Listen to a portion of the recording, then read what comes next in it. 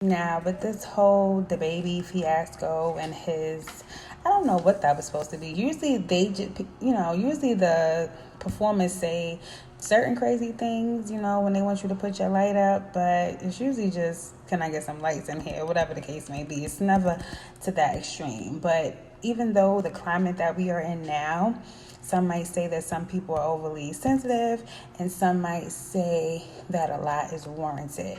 Now, my whole thing is, before it was a cancel culture, as they say, it was never what you said, but how you said it. So, in reality, if he would have said what he was saying in a whole different way, nobody would have felt the way. You could have simply said, "Who's out here having safe sex?" And when you have safe sex, what happens? You don't get a disease. So my whole thing is, why are you, and then you're going to say your fans don't have diseases? Sir, you're a doctor now? I feel like a lot of times these artists make it worse.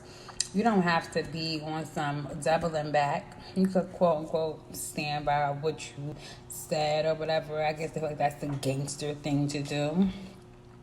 But if you offend someone, whether you know them or not, you can simply apologize. No matter what, if I was a fan of his, like wholeheartedly supported him through and through, and I was infected with a disease that he mentioned, and why would I not feel away? Even if it was for a second. Now, with some people who might, some people have, tougher skin, they might not feel away. That's them, because you can't speak for everybody else.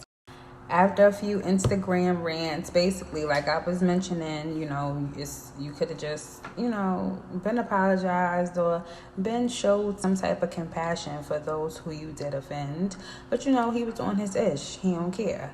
But he was going back and forth with Questlove, who he said he doesn't know, aka remember, because you definitely was on Jimmy Fallon's show, and the Roots is definitely the house band, and they definitely helped you perform your song. So how don't you know him? And as a musical artist, that's not a cute thing to say. After being dropped from numerous festivals, like COVID is still around, but the festivals like, bitch, we stood out 2020. 2021, we gonna get this money back. So, they just did Rolling Loud. He was able to do that, which is obviously how everything happened.